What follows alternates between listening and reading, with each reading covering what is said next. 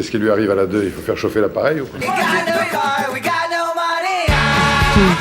Focus on my race. Je suis d'Ardèche, je suis de Privas, donc...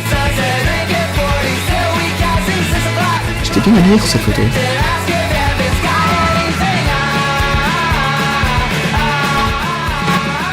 Bonjour à tous et bienvenue sur le plateau du JT du Triathlon, c'est le numéro 2 de cette saison 8 et on attaque de suite dans le vif du sujet avec le mercato parce que si près du début de saison, il est quand même important de savoir qui c'est qui va où. Alors s'il y avait eu un petit peu de fumée du côté de la BMC, c'est finalement pas Peter Emmerich qui rejoint l'équipe basée à Lanzarote, c'est le français Clément Mignon qui rejoint l'équipe de Bob De Wolf. D'ailleurs, l'équipementier Two Times You s'en va de l'équipe pour laisser sa place à la marque italienne Allez. Toujours dans le mercato, Théo Debar, après 4 années en rose, rejoint le team de Nissa Triathlon, le spécialiste français du longue distance qui avait remporté le Ventoux-Man, le longue distance d'Embrun.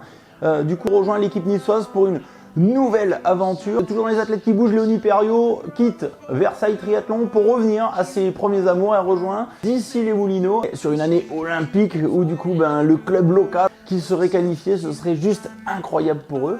Et on enchaîne maintenant du côté du matos avec des nouveautés made in France. La marque Look a lancé une pédale céramique, la nouvelle Keo Blade céramique. C'est pas que une nouvelle Keo, c'est une nouvelle Keo Blade céramique. Made in France les gars, plus large que ses prédécesseurs, que les pédales d'avant. Ça permet un meilleur appui, donc sans augmenter de manière drastique le poids. Moins de résistance de roulement grâce au roulement céramique, donc moins de friction, donc moins de déperdition de watts. Du coup, bon, comme tous les arguments marketing, en dehors du fait que ce soit made in France, on va aller les tester sur le terrain pour vous dire vraiment ce qu'on en pense. Toujours du côté matos, côté des roues, la marque italienne Campagnolo a sorti ses nouvelles Bora. Dit Bora avec les jantes élargies. Pour rappel, en 2017, on vous le disait déjà que les jantes élargies à l'intérieur, c'était le turfu. Et ben voilà, en 2024, tout le monde s'y met, tout le monde élargit ses roues un petit peu comme Ed l'a fait auparavant. Ça permet aux pneus de prendre plus d'espace. C'est pour ça qu'on roule maintenant tous tubeless et 28. Et donc du coup, on va descendre le pilote, donc gain aérodynamique, gain de rendement, gain de grip. Enfin, le tubeless, les gars, c'est le turfu quoi. La marque italienne propose ses roues en 35 mm, 45 mm et 65 mm avec du coup une version élargie de 2 mm à l'intérieur parce qu'on passe de 21 à 23 mm. Toujours du côté du matos, c'est dans le cyclisme qu'on a repéré ça puisque la marque SRAM nous fait de l'apologie du 48-10, c'est plus gros que le 43-11. Mats Pedersen a roulé 70 sur le prologue du Tour de la Provence. Alors en fait, il a roulé 70 juste parce qu'en fait, il n'est jamais allé le mettre le 10, mais l'alignement de la chaîne, il est tellement excentré avec le 12 vitesses que en fait, la déperdition est vraiment trop forte. Du coup, pour aligner sa chaîne, il a mis un gros plateau devant. Du coup, si SRAM peut juste nous remettre des plateaux de 52, 54, ce serait pas mal. Toujours dans l'œil du matos et toujours avec Mats Pedersen, on a vu sur le prologue de l'étoile de Bessèges que le pilote Lidl qui aurait dû rouler avec un casque Trek, en fait, enfin Bontrager du coup, puisque c'est une filiale de Trek, a utilisé un casque de la marque Met. On a reconnu très aisément. Du coup, s'il a juste enlevé le logo, c'est pas parce qu'il est fâché avec Bontrager, c'est peut-être parce que c'est tout simplement le plus rapide en soufflerie. Alors du coup, on a posé la question à Rémi d'Aéroptimum. Salut Rémi, bienvenue sur le plateau du JT du Triathlon et merci de nous accorder un petit peu de temps. Salut Jérémy, c'est toujours un plaisir d'échanger avec toi, surtout autour d'un sujet aussi passionnant que l'aéro. On a vu le Mats Pedersen sur le chrono de l'étoile de Bessèges rouler avec un casque Met destiqué, on l'a facilement reconnu. Est-ce que tu peux nous en dire un petit peu plus sur l'aéro d'un casque? Alors déjà, est-ce que l'aéro c'est toujours le même quel que soit l'athlète qui le porte? Et du coup, est-ce que toi, tu peux nous dire quelle est selon toi la marque la plus rapide ou celle qui sort toujours un petit peu devant les autres? Alors, l'aéro d'un casque, c'est clairement dépendant de la position et de la morphologie. Je vois pas, c'est pas mal d'athlètes chaque saison et je peux te garantir qu'ils repartent pas tous avec le même casque. Le casque, c'est un des éléments les plus impactants sur la performance aérodynamique. Il fait partie des 3 choses les plus importantes en termes de performance aéro avec la combinaison, la trifonction et la position. En fait, ce qu'il faut imaginer, c'est que l'écoulement autour du casque, il a un impact sur tout ce qui se situe en aval, c'est-à-dire tout ce qui va se trouver derrière le casque, le dos, les hanches d'un coureur. Et on sait très bien que c'est un endroit où on a potentiellement une grosse perte d'énergie à cause d'un sillage qui va être important et un tout petit changement sur le casque qui peut avoir une répercussion beaucoup plus importante parce qu'il va agir sur ce sillage très important en aval du dos et des hanches de l'athlète et donc c'est pour ça qu'un casque peut avoir un impact aussi important sur la performance. D'ailleurs, ce qui est intéressant, c'est qu'il y a du coup un couplage entre les différents éléments, le textile, la position et le casque. Il n'est pas rare, nous, qu'on fasse des tests de casque contre le casque optimal pour un coureur et que derrière, on fasse du travail sur la position notamment. Et qu'une fois qu'on a trouvé une position plus ou moins idéale, on reteste un panel des meilleurs casques qu'on avait trouvé dans la position d'origine et de se rendre compte qu'en fait, le meilleur casque dans cette nouvelle position, c'est plus le même. Et après, ce qu'il faut voir, c'est qu'à ces vitesses-là, 50-55 km/h, l'écart entre deux casques, ça peut être plus d'une quinzaine de watts. Ces 15 watts, quand on veut gagner un chrono, on ne peut clairement pas les laisser sur le bord de la route. Les écarts en chrono ils sont tellement faibles que c'est pour ça que certains équipementiers de certaines équipes pro vont accepter que les athlètes portent du matériel de marque concurrente, en masquant bien évidemment la marque, parce que cet écart de performance, elle peut faire clairement la différence entre jouer la victoire et la 4e place. Donc oui, on peut clairement penser que si Mads Pedersen a choisi de porter ce casque-là, c'est parce que dans les tests qu'il a effectués en soufflerie, ça lui a montré que c'était celui qui offrait la meilleure performance. D'ailleurs, c'est pas le seul, Stephen Kung roule avec exactement le même casque de chrono. Alors attention, par contre, ça ne veut pas dire que c'est le meilleur casque du marché, c'est-à-dire que ça marche très bien pour eux d'après les tests qu'ils ont fait en soufflerie, mais ça veut dire aussi que potentiellement, pour toi ou les gens qui nous regardent, c'est pas du tout le cas. En conclusion, ce que je peux te dire, c'est que le casque il a vraiment un impact ultra important sur l'aéro. Par contre, il ne faut pas se dire que ce qui est bien pour Mats ou Stéphane va être bien pour Pierre, Paul ou Jacques. C'est vraiment très dépendant de la morphologie de la position. Et c'est pour ça que nous, on a réussi à avoir des partenariats avec la plupart des fabricants de casques pour les avoir ici à disposition et permettre aux athlètes de les tester. Et d'ailleurs, quand des athlètes, même amateurs, viennent nous voir pour améliorer leur performance, ils nous disent « j'ai pas beaucoup de temps, j'ai pas beaucoup de budget pour passer du temps en soufflerie ». Une fois qu'on a choisi le bon casque, qu'on sait en connaissance de cause que c'est le meilleur pour nous, finalement, c'est un des meilleurs rapports watts-euros dépensés qu'on peut espérer pour obtenir de la performance en aéro. Merci beaucoup Rémi pour ta réponse précise. Et on enchaîne avec le test du mois.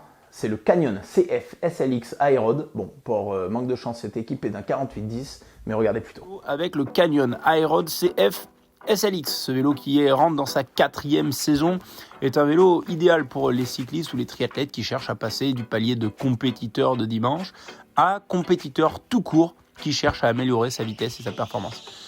Côté poids, loin d'être déconnant avec 8,1 kg qu'on a pesé sur une taille L, montée d'origine et sans pédale. La fibre de carbone de chez Canyon CF-SLX est rigide, ce qui offre une excellente maniabilité et une grande stabilité à haute vitesse. Toutefois, le vélo ne perd pas non plus de son confort. Cet aérode de chez Canyon est équipé d'un groupe SRAM Force AXS 12 vitesses avec capteur Quark intégré, d'un cockpit tout intégré en carbone, de roues DT Suisse Arc 1400 et montée d'origine en gomme GP 5000 STR. La transmission électronique de SRAM offre des changements de vitesse rapides et précis. Les freins à disque hydrauliques sont assez puissants mais moins précis toutefois qu'un Dura-Ace ou un Ultegra en comparaison un petit peu subjective. Côté praticité, SRAM, c'est des points bonus avec ces petites batteries que l'on vient brancher, puis reclipser directement sur le dérailleur. C'est incroyablement pratique, surtout si on habite dans un appartement ou une maison avec des petites surfaces, sans garage, etc. Et que le vélo il est bien rangé au calme, ça permet de ne pas avoir les vélos qui traînent dans le salon. Si ce vélo est parfait pour le triathlon ou simplement pour se faire plaisir, on lui mettra un petit carton jaune d'avoir monté sur une machine de guerre un plateau de 48. Alors oui, on va nous dire, oui mais le 48-10 c'est plus gros qu'un 53-11. Alors, le moindre faux plat descendant vous rappellera qu'un bon 54, c'est ce qu'il vous faut sur une machine destinée à rouler vite.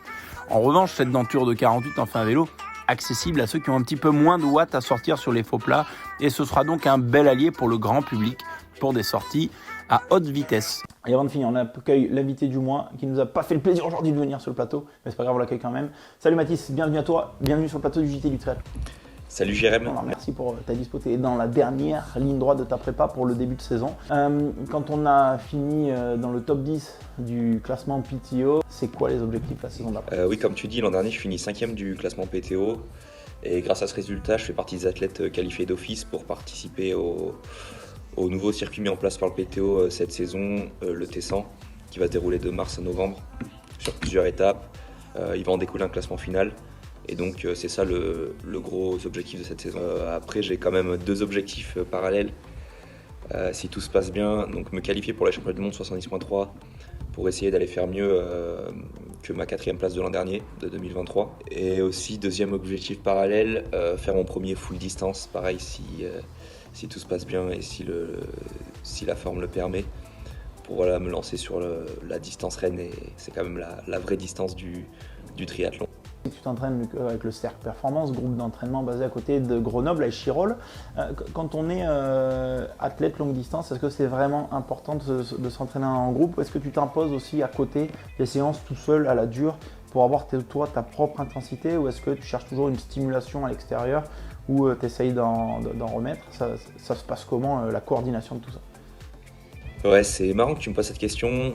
Bah oui, d'abord, je m'entraîne avec, donc dans le cercle performance avec Julien Pousson, c'est mon entraîneur. Et donc ouais, c'est marrant parce que c'est quelque chose auquel j'ai pas mal réfléchi, j'ai été amené à réfléchir ces dernières saisons. Donc s'entraîner en groupe ou s'entraîner seul. Déjà, premièrement, le groupe, je pense que c'est indispensable pour durer dans le temps, sur plusieurs années, sur beaucoup d'années, parce que ça va t'amener de la sérénité quelque part. Tu as tout le temps quelqu'un autour de toi. Si ça va mal, si ça va bien, tu vois que les autres, toi ça va mal, les autres peuvent aller bien, ou inversement. Et en fait, tu vois pas toujours noir ou toujours rose, et ça te permet aussi de rester sur terre, je pense. Ensuite, le groupe, ça te permet en fait, tu te sers du groupe, des forces de chacun, des faiblesses de chacun, pour évoluer toi. Et toi, du coup, tu amènes ça aussi au groupe. Et ça, c'est hyper important pour grandir ensemble et en fait, pour être plus fort individuellement aussi. Donc ça, c'est les côtés vraiment indispensables du groupe. Et puis aussi, ouais, c'est plus facile. Si t'es fatigué, je sais pas, t'as une sortie vélo aéro, il fait un peu moche, un peu froid, t'es sécosse les entraînements passés. Bah voilà, il y a un horaire avec le groupe. En plus, moi, je suis hyper ponctuel, vous pouvez demander. Et bah t'y vas, tu réfléchis pas, puis tu roules tranquille, tu cours tranquille, quoi. Après, par contre, le côté moins bien du groupe où il faut faire attention, c'est qu'en fait, on est tous différents et on a des allures personnelles à respecter si on veut progresser. Et il faut pas suivre les autres, parce que sinon, en fait, toi, t'es pas les autres, et du coup, si tu suis les autres, bah, t'arriveras jamais à rien. T'arriveras pas très loin finalement. Tu vas les suivre, tu vas progresser vite au début, et après, en fait, tu vas te sécher, ça va servir plus à rien. Et donc, c'est là où il faut faire attention et il faut respecter ses allures. Et pour moi, c'est indispensable d'avoir des entraînements seuls, parce que j'ai l'impression que quand je suis seul, je pense à chacun de mes mouvements, donc à chacune de mes foulées, à chacun de mes coups de pédale, à chacun de mes coups de bras. Et après en maths, tu nages tout le temps tout seul, hein, même si tu nages à plusieurs. Et ça me permet en fait que mon entraînement, en tout cas j'ai l'impression qu'il est efficace à 100%. Quand je m'entraîne tout seul, il n'y a pas une seconde dans l'entraînement qui sert à rien. Et c'est ça le problème quand tu fais tout en groupe, c'est qu'en fait, mine de rien, tu es distrait par le groupe, que ce soit quand tu te marres avec les autres, ou alors quand le fait de voir un gars devant, ça va peut-être inconsciemment même te donner envie d'aller un peu plus vite. Et c'est typiquement ce qu'il ne faut pas faire. Les autres, ils sont non pas que s'entraîner avec les autres, c'est faire des séances récup, mais par exemple, tu as un footing ou une sortie en groupe, je peux pas aller que sur ça, que sur ces entraînements avec eux. Il faut aussi que moi j'apporte quelque chose. Et du coup, j'essaye de jongler avec ça, mais non, en tout cas pour moi, c'est indispensable pour la durée d'avoir un groupe, mais indispensable de s'entraîner tout seul. Dernière question, Mathis, un petit peu plus du côté pratique, c'est quand ta reprise? La reprise approche à grands pas, puisque c'est le samedi 9 mars prochain, du côté de la Floride, à Miami, pour la première étape du T100, donc le circuit mis en place par le PTO. Et j'espère que vous allez être nombreux à suivre ça, puisque c'est diffusé sur Eurosport. N'hésitez pas à y jeter un coup d'œil. Du coup, avant de finir quand même, alors c'est pas vraiment une question, mais t'as pas un scoop à nous lâcher là, sur un petit dos là, nous on aime ça. Un dossier, c'est dur parce qu'il faut des dossiers quand même avouables. Voilà, on était en stage 5 semaines à Saint-Raph. Et du coup, non, c'est un dossier sympa, c'est plus un point positif sur quelqu'un en plus. Et, j'étais en logement avec Léo Abdeslam, notamment. Et c'était une vraie fédulogie. Le soir, quand on rentrait, quand on finissait nos entraînements avec Noah, parce qu'avec Noah, Servet, nous on s'entraînait longue distance et Léo il s'entraînait courte distance, donc on n'avait pas les mêmes entraînements. Et du coup, si on rentrait et qu'il était déjà là, l'appart tous les soirs était nickel, ça sentait bon.